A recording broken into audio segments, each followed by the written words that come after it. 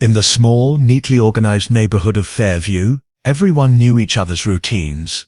The lawns were manicured, the mailboxes freshly painted, and the evenings were quiet except for the hum of distant traffic. Mark and Linda Turner lived in a modest but well-kept two-story home, just 3 houses down from Jason and Emily Hayes. They often saw each other at neighborhood gatherings, potlucks, summer barbecues, or during those casual driveway conversations when taking out the trash. There was a natural friendliness between them, the kind that came from shared spaces and similar lifestyles. On the surface they seemed to be 2 ordinary couples enjoying the comfort of suburban life. It was during one of those warm summer evenings, when the 4 of them were sitting on the Hayes back deck, that the tone of their friendship shifted. The air was thick with the scent of grilled food, and the wine flowed more freely than usual. Jokes turned bolder, laughter a little louder, and glances a little longer. What began as teasing about how similar their personalities were drifted into more daring territory.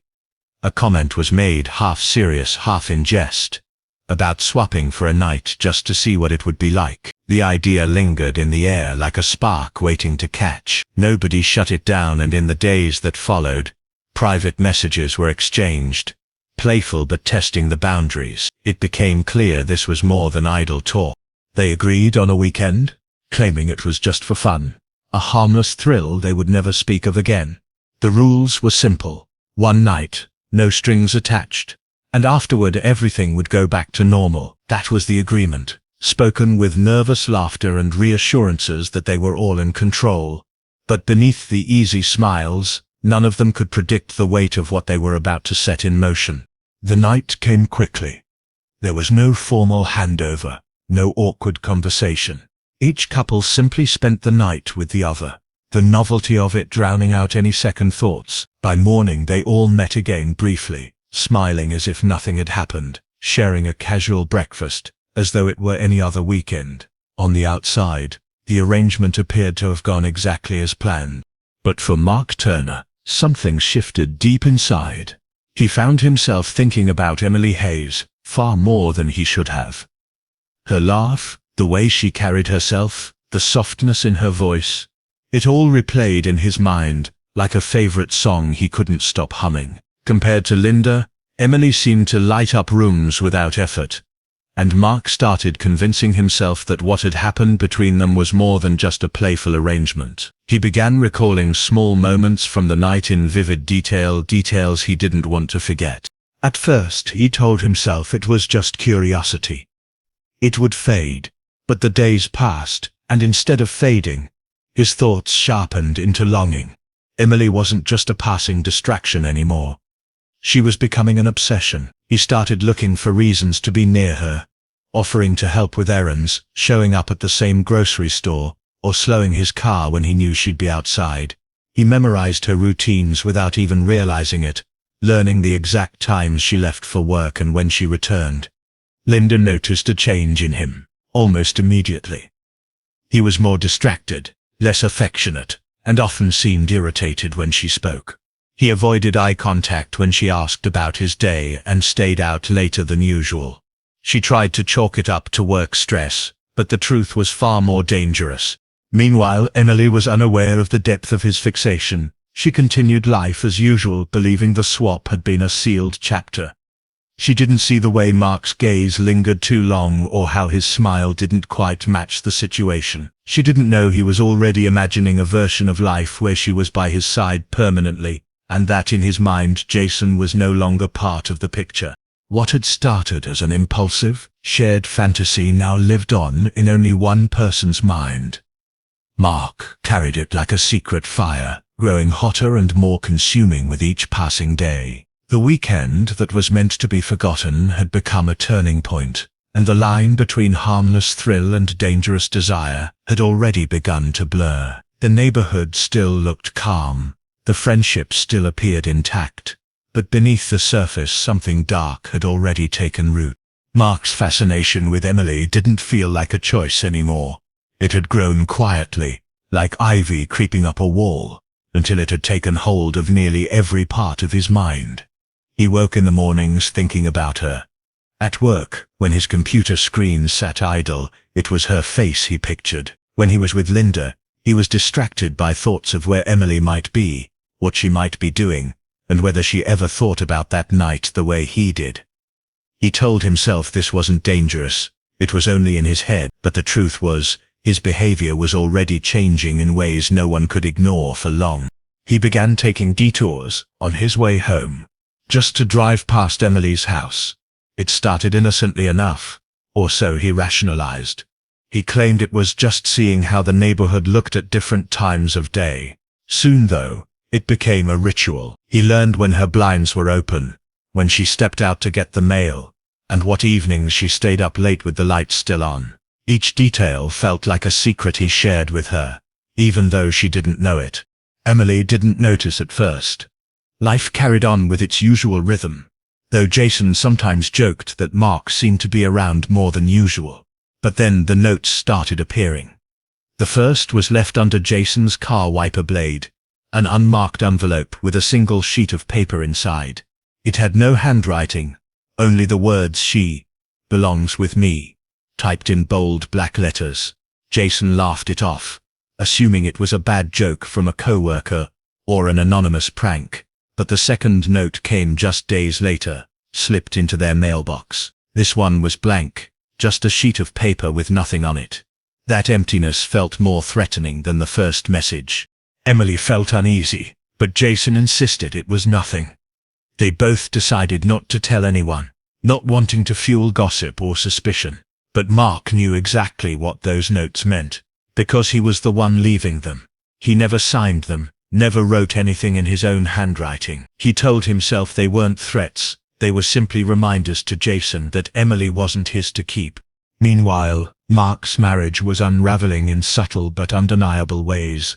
Linda felt the change before she could explain it. He was short-tempered, often silent at dinner, and rarely looked her in the eyes. There were times she caught him staring into space with a faint smile, as if remembering something pleasant. More than once, she noticed him saying "M" instead of "Lynn" when he was distracted, quickly covering his mistake with a cough or a muttered apology. Linda tried to confront him one evening, asking if he was seeing someone. He denied it, with a calmness that only made her more suspicious. She began checking his phone, but found nothing. Mark was careful, keeping anything incriminating out of reach. He had already decided that Linda's role in his life was temporary. He didn't say it aloud, but in his mind she was a placeholder until he could be with Emily. Jason remained oblivious to Mark's fixation. He trusted him as a friend, even confiding in him about minor arguments he had with Emily. Each time Jason shared a frustration, Mark listened closely, storing it away, using it to convince himself that their marriage was weak and doomed to fail. He began to think of Jason not as a friend, but as an obstacle, one that could be moved given the right opportunity. Mark's thoughts grew darker as his obsession deepened. He started fantasizing about ways Jason might disappear. Sometimes it was an accident, other times it was something more deliberate. These ideas didn't shock him the way they might have months earlier. Instead, they felt like solutions, necessary steps to reach the life he imagined. He convinced himself that Emily would eventually see what he saw, that they belonged together, that fate had simply given them the wrong partners to start with. The neighborhood remained blissfully unaware. From the outside, the Turners and the Hazeys were still friends. They still exchanged polite waves, still chatted casually at the grocery store, still smiled in group photos taken at block parties. But beneath that surface was a tension only Mark could feel, a pull toward Emily that was no longer about desire but about possession. He didn't think of himself as dangerous yet. He believed he was just following what his heart wanted, ignoring the truth that his heart had already crossed a line. The wife swap had ended for everyone else, but for Mark, it had only just begun, and the longer his obsession simmered, the closer he came to making a decision that would change all of their lives forever. The first hints of winter crept into Fairview as October arrived, bringing longer nights and a chill that lingered in the air. It was during this quiet shift of seasons that Jason Hayes disappeared. The day began like any other. He left for work in the morning, returned in the late afternoon, and planned to spend the evening at home with Emily. But sometime after dinner, he received a message on his phone that made him abruptly grab his jacket and leave without explanation. Emily assumed it was a quick errand, something unimportant. When he didn't return that night, she tried calling him. The phone rang until it went to voicemail. By morning she was worried enough to contact the police. His car was found later that day, parked on the edge of a forest trail, miles away from home. The keys were still in the ignition, the driver's door unlocked. There were no signs of a struggle, no footprints that could be traced, and no personal items missing. The area was searched by local officers and volunteers, but the dense forest offered endless places to hide evidence. Rain had fallen the night before, washing away whatever faint clues might have been there. In the days following his disappearance, the neighborhood was filled with whispers and speculation. Some believed Jason had left voluntarily, perhaps running from problems no one knew about. Others suspected foul play but couldn't imagine who would want to harm him. The police interviewed Emily several times, but she had no useful information. They also spoke to friends and neighbors, including Mark Turner. Mark's account was calm and consistent. He had been home all night with Linda, watching television. Linda, unaware of the truth, confirmed his story without hesitation. What no one knew was that Jason had been lured to that forest by a carefully crafted trap. The message he'd received appeared to be from Emily, asking him to meet her urgently. The tone was distressed, implying something was wrong at the trail where they sometimes went for hikes. Jason had no reason to doubt it. He drove straight there expecting to find his wife. Instead, the darkness of the trees concealed Mark, waiting in the shadows.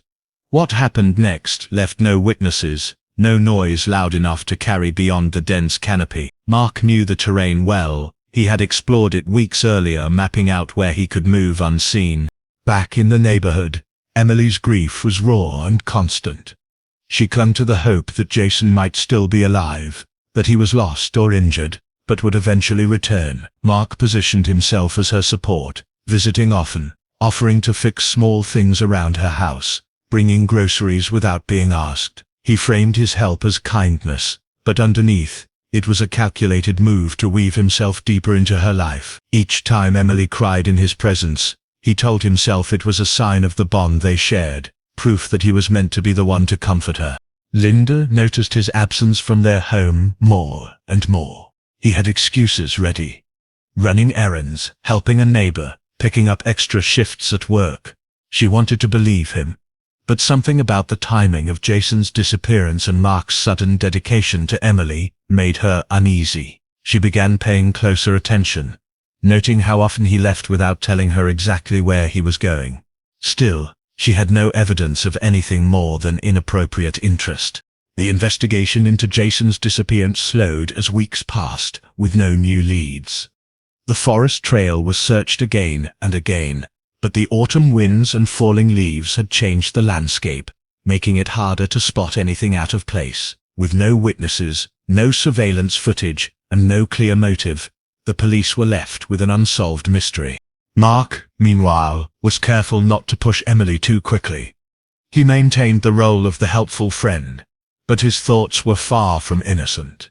He imagined her eventually seeing him as the person who had always been there for her, the one who stepped in when Jason was gone. He pictured a life together without secrecy, without the need to hide his feelings.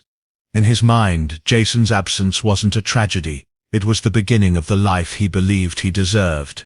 But what Mark didn't realize was that his presence in Emily's life was starting to feel overwhelming. She hadn't yet connected his attention to anything sinister, but she was beginning to sense that his concern had an intensity that made her uncomfortable. She told herself it was just grief making her paranoid, unaware that she was right to be cautious. For now, the quiet streets of Fairview kept their secrets, and the truth about what had happened in that forest remained hidden beneath layers of dead leaves and silence. 3 months passed, and winter tightened its grip on Fairview. Snow clung to the edges of rooftops. The streets were lined with icy slush, and the once vibrant neighborhood felt muted. Emily tried to return to a sense of normalcy, but Jason's absence was a constant ache. She kept his things where they had always been, his jacket by the door, his mug on the kitchen counter, hoping that one day he would walk in and pick them up again. The police visits had stopped weeks earlier, their investigation stalling without new evidence. What remained was a hollow routine, filled with questions no one could answer. Mark had made himself a fixture in her life during those months. At first, his help had been a comfort. Shoveling her driveway after snowstorms, fixing the leaky kitchen faucet, dropping by with groceries so she wouldn't have to shop alone. But Emily began to notice things that unsettled her. He seemed to know exactly when she left the house, and when she returned, often showing up just minutes after she got home. If she mentioned a problem in passing, a flickering light bulb, a squeaky door, he would address it before she even asked for help. The attentiveness no longer felt generous. It felt invasive. One afternoon, she opened her mailbox to find an envelope with no return address. Inside was a single photograph. Her, taken through a window, sitting at her kitchen table with a cup of tea.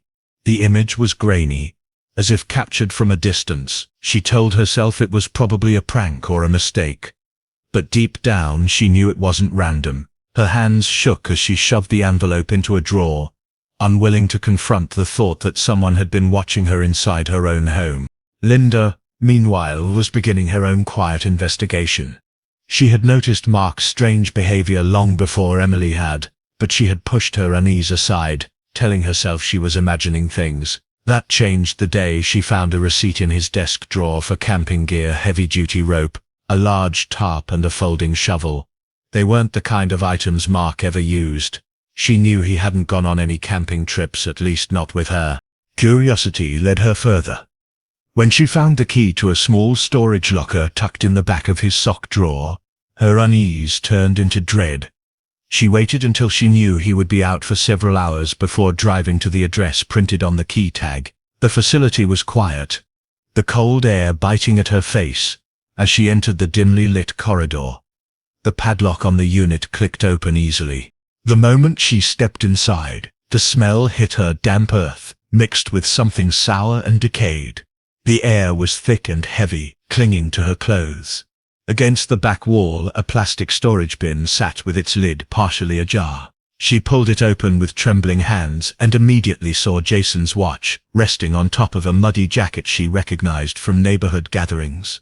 Beneath it was a folded map of the forest, an X marked deep in the trees where no hiking trails ran. Her heart pounded so hard she could hear it in her ears.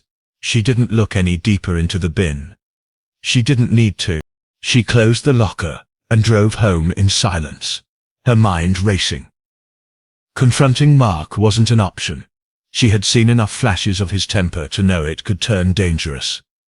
But keeping this to herself meant living with the knowledge that her husband had done something terrible. That night she barely spoke to him, nodding absently when he told her he'd be out the next day to help Emily with some things.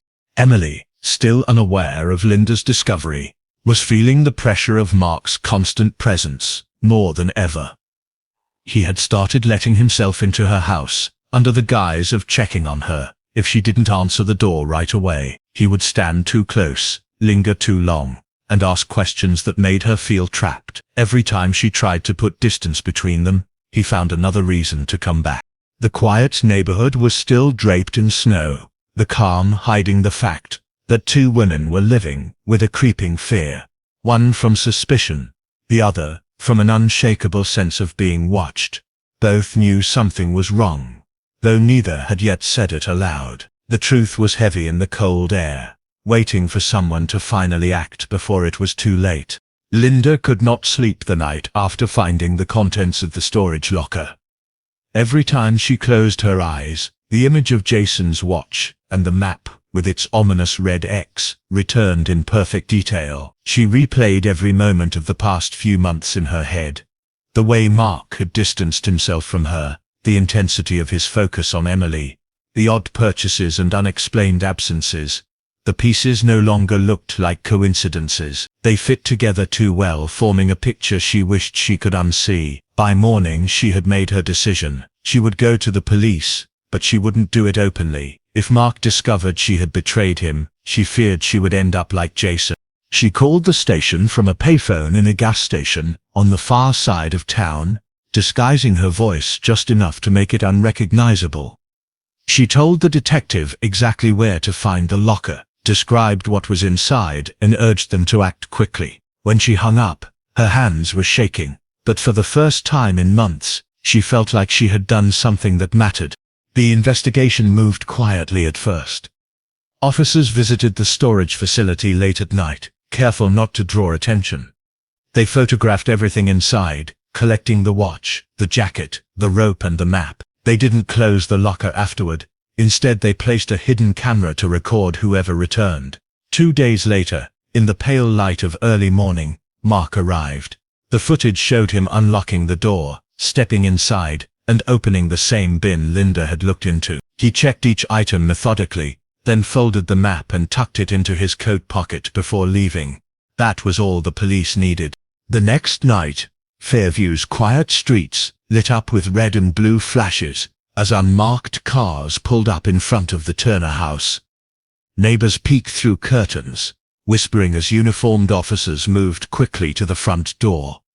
Mark was led out in handcuffs, his face pale but expressionless. Linda stood in the kitchen, watching from the window, her heart heavy with a mix of relief and dread. When the police searched his car and home, they found more. Hidden in a locked toolbox in the garage was Jason's phone. Wiped of messages, but still containing a draft of the text that had lured him to the forest that night. It was written to sound like Emily, complete with her phrasing and mannerisms, but it was unsigned. In the basement, they found a pair of muddy boots, with soil matching the area marked on the map. The search of the forest was harder. Snow covered most of the ground, and the trees stood like silent sentinels, concealing their secrets. But following the map's markings, investigators found a shallow, frozen grave. Inside were Jason's remains, wrapped in a tarp like the one from the camping receipt Linda had seen.